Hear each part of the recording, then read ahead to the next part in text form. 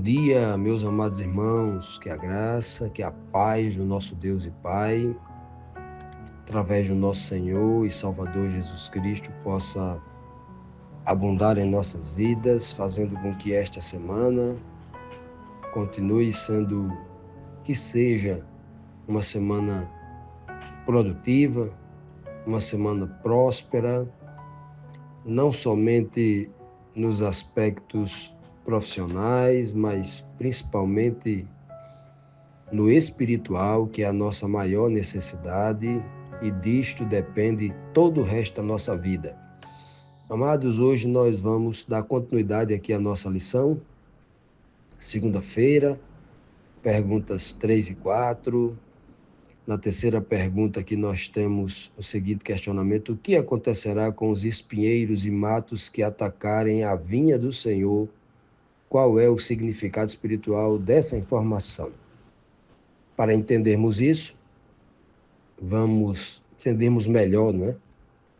Vamos fazer aqui uma breve recapitulação das duas perguntas que nós estudamos ontem sobre o capítulo 27 de Isaías, né?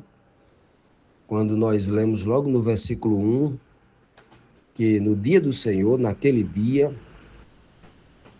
falando da ação de Deus para com a impiedade, o Senhor castigará com a sua dura espada, né? Uma espada que é palavra, uma espada dura e forte, ou seja, uma espada que tem poder de julgar com justiça, com verdade.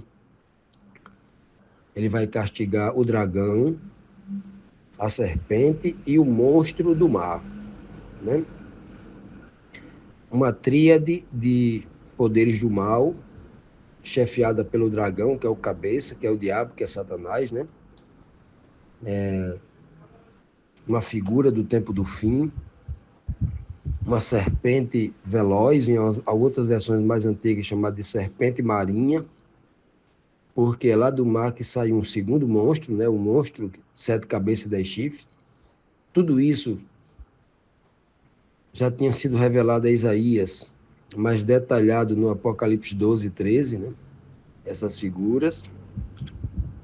E vimos também no versículo 2 e 3 que o Senhor fala de novo: naquele dia o Senhor dirá: cantem louvores à minha bela plantação de uvas, eu cuido dela e sempre a rego e a vigio de dia e de noite, para que ninguém estrague. No versículo 1, ele fala do juízo contra o mal. No versículo 2 e 3, ele já fala do outro lado, dos santos, que serão como uma plantação de vinha cuidada, regada, para que possa dar muitos frutos espirituais. Portanto, diante dessa síntese do que nós vimos ontem, vamos agora então responder a terceira pergunta, né? Esses símbolos que ele fala aqui de espinheiros e matos, né? Tentarem atacar a vinha do Senhor, que é a plantação dos santos, que é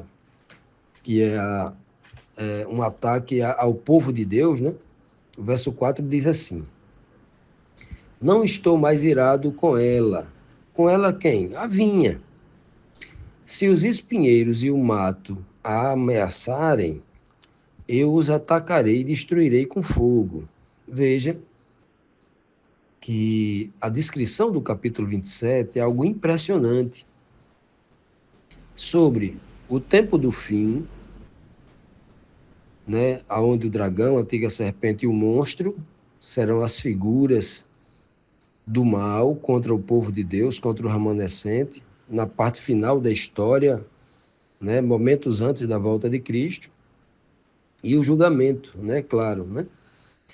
E nós vemos aqui nesse verso, quando ele fala de o espinheiro, espinheiro é a árvore mais forte, cheia de pecado. Porque o espinho na Bíblia, ela é uma tipologia do pecado, né? O espinho machuca, o espinho, né? Então, é a ideia do pecado. Lá na parábola do Jotão, diz que um dia as árvores se reuniram para eleger um rei. Eles queriam um rei para dominar sobre eles, né? Então, todas as árvores se reuniram e chamaram as 3 principais árvores, né? que elas entendiam que havia frutos de qualidade. Aí chamaram a oliveira, a figueira e a videira, que essas três árvores, na cultura hebraica, eles têm como árvores sagradas, né? Tem outras árvores lá, né, que eles também entendem ser árvores assim muito importantes, mas essas três, elas são usadas pela própria Bíblia. O figo, o fruto de verão, o sabor, a delícia de viver na presença de Deus, né? A oliveira, que traz o azeite, símbolo da unção do Espírito Santo, o vinho, né? A videira, que traz o vinho, símbolo da alegria, sobretudo da revelação da boa nova, de novos tempos e do selamento com o Espírito Santo.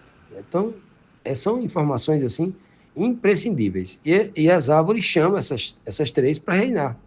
E uma disse, não vou e tal, não posso.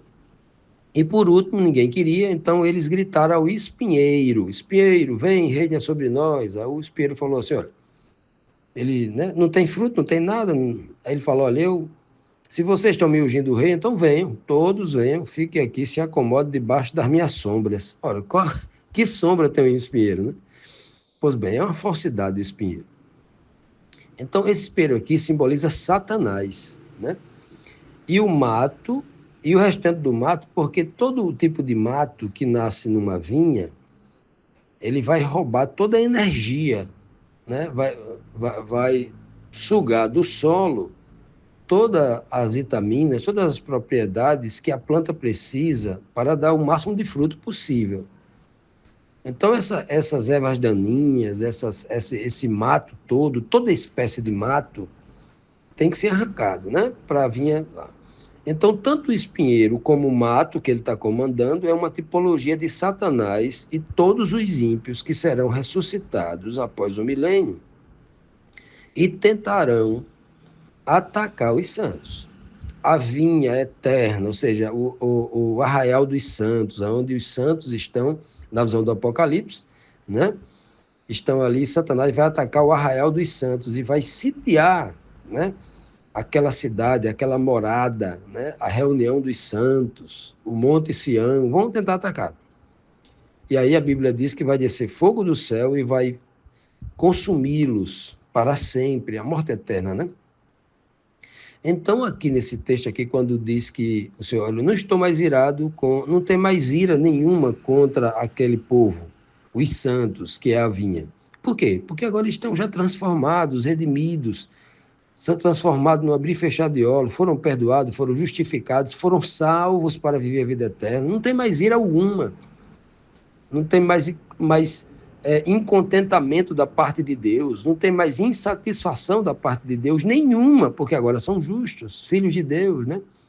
É nesse momento que o espinheiro e o resto dos matos, né, tentam atacar, sitiam, aí desce fogo do céu e os consome. Como diz aqui, por isso que ele fala, eu os atacarei e destruirei com fogo.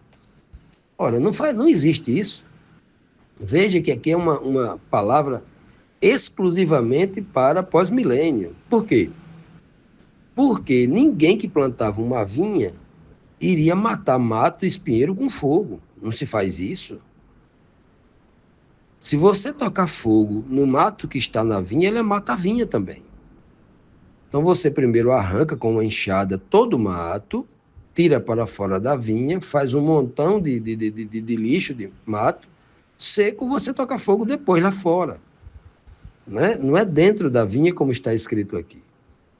E lá no milênio, eles cercam os santos e desce fogo do céu e queima todos em redor, e aquele fogo não vai destruir os santos. Né? O mesmo fogo que não destruiu Misael, Ananias e Azarias, mas destruiu os soldados que os amarrava e os perseguia. Né? Então, meus amados, aqui está uma revelação maravilhosa já do livro de Isaías, apontando lá para o futuro. Continuando, amados, vamos aqui para a quarta pergunta. O que é necessário aos inimigos do Senhor para que tenham sua proteção? Por que devem fazer isso? São duas perguntas, né, que a gente vai tentar aqui responder no versículo 5, Isaías 27, 5. Se os inimigos do meu povo querem a minha proteção, então que façam as pazes comigo. Sim, que façam as pazes comigo. Ó, veja que o Senhor está falando aqui diretamente contra os inimigos do seu povo. Quem são os inimigos do seu povo? Olha, a gente precisa ler aqui, considerar dos versículos 1 até o versículo 4. Quem são? O maior de todos, o dragão, a serpente, e depois o monstro marinho, né? Esses são os inimigos. Depois, quem são os inimigos? O espinheiro e as ervas daninhas. Tudo tipificado em Satanás, em seus agentes e em todo o povo ímpio que segue a cartilha de Satanás, que segue as suas práticas pecaminosas. Então, esses são os inimigos do povo de Deus, né? Então, mas o texto está dizendo aqui, por que é que então o dragão, a serpente, né, o monstro marinho e as ervas daninhas, o espinheiro, né, tal, estão sendo queimados, estão sendo destruídos, julgados, né, como diz o texto anterior? Por quê? Porque eles nunca quiseram e nunca confiaram na proteção do Senhor. Ele diz bem claro, se os inimigos do meu povo querem a minha proteção, ele diz aqui, ó, então façam as pazes comigo. Veja, e aqui está um ponto crucial, assim, preponderante, para nós entendermos o caráter de Deus, que é um caráter perdoador, que é um caráter de misericórdia. Veja que Deus nunca se privou, se negou a dar perdão a Satanás. Nem a Satanás, o espinheiro, o dragão, a serpente, ele nunca se esquivou para dar perdão a ele. O problema é que Satanás nunca quis proteção. A cobiça, a prepotência, o orgulho, a soberba que dominou seu coração, fez com que ele pensasse que ele era o protetor, que ele não tinha desejo de ser protegido, ele queria ser o protetor, não sendo ele a fonte de nada, né? Ou melhor, ele é a fonte de alguma coisa, né? Claro. Ele se tornou o princípio, né? O príncipe da maldade. Ele é o pai, princípio, pai da mentira. Então ele é o canal original de toda a desgraça, do mal, do pecado, etc. Então, ele nunca quis a proteção de Deus, porque ele sempre quis ser uma espécie de criador. Aí criou, entre aspas, né? Criou o mal, criou o pecado, trouxe essa desgraça para o mundo e as consequências nós estamos vendo aí hoje. Qualquer pessoa em sã consciência, que tenha assim, que seja observadora, né? Vai perceber na sua própria vida, na vida dos outros, os males que o pecado trouxe a esse planeta. Então, Satanás, ele nunca quis a proteção de Deus, porque ele se acha autossuficiente. E toda criatura, e Satanás é uma criatura, né? E toda criatura, ela depende de Deus, do Criador. Mas Satanás, no seu orgulho, ele quis ser o que ele não era, que nunca foi, nunca será. Esse sentimento maligno tem ocupado o coração de muitas pessoas.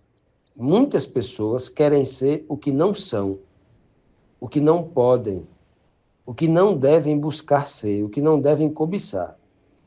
Daí vem a resposta, né? A maldade que há no coração, as desgraças, né, que acontecem na vida de muita gente, é querer ser o que não pode ser. Daí vem a cobiça, daí vem a maldade contra o próximo, para querer subir na vida, para querer passar o outro para trás, tal. Toda a raiz do mal que nós vemos nas pessoas, na humanidade, ela sobrevém desse mesmo sentimento que houve em Satanás. É por isso que lá em Filipenses 2, versículo 5, o apóstolo Paulo diz que haja em vós o mesmo sentimento que houve em Cristo Jesus, que estando na natureza divina, não cobiçou ser igual a Deus. Pelo contrário, ele já era um ser divino, o Filho de Deus. Mas ele preferiu se esvaziar, escolheu se esvaziar, né, dessa sua condição, dessa sua natureza, para se tornar um semelhante a nós. Então, assim, veja que é um sentimento diferente. Satanás nem era da natureza divina, era uma criatura, né? E aí, em muito inferior ao Filho, agora queria ser igual a Deus. Já imaginou? Então, são sentimentos, contrastes. O sentimento do cristão verdadeiro é um sentimento de humildade, de dependência de Deus. Mas os filhos do diabo, aqueles que têm o mesmo espírito, o mesmo sentimento, querem ser superior uns aos outros, né? Vive disputando para quem é o maior, cobiçando, porque quer ter o do outro, quer ter o que o outro tem para ser maior do que o outro. Igual, depois ele passa o outro. É assim o sentimento. E aqui o texto está mostrando claramente que Deus está se colocando à disposição para dar perdão. Ele sempre quis perdoar aquela figura antes de se tornar dragão, antes de se tornar serpente, né? Antes de se tornar espinheiro. Ele sempre quis. Mas Satanás, como espinheiro, nunca buscou o jardineiro, o viticultor, o agricultor, para que ele pudesse adubá-lo, para que ele desse flores e frutos, né? Mas ele nunca buscou. Ele não sente a necessidade, ele é um espinheiro, ele não tem fruto. Ele não tem nada para dar, né? E aqui o Senhor diz bem claro, então que façam as pazes comigo. Não continue sendo meu inimigo, faça as pazes, eu quero fazer as pazes. Eu paguei um preço muito alto, diz o Senhor implicitamente, dando a vida do meu próprio filho, permitindo que meu filho morresse, para criar o ministério da reconciliação. Tudo que eu quero é paz. Agora vocês não querem, não fizeram as pazes comigo, né? Então, que façam as pazes. Se vocês fizerem as pazes, não haverá fogo. Vocês não serão cortados, não serão consumidos, serão cuidados. E aqui está, no livro de Isaías, a maior demonstração do que é o caráter de Deus, um caráter misericordioso e perdoador. Ninguém que perder a salvação, ninguém que vai participar desse fogo aí é inocente ou que não tenha recebido todas as chances, que não tenha recebido um convite especial de Deus para receber essa proteção. Todos negaram.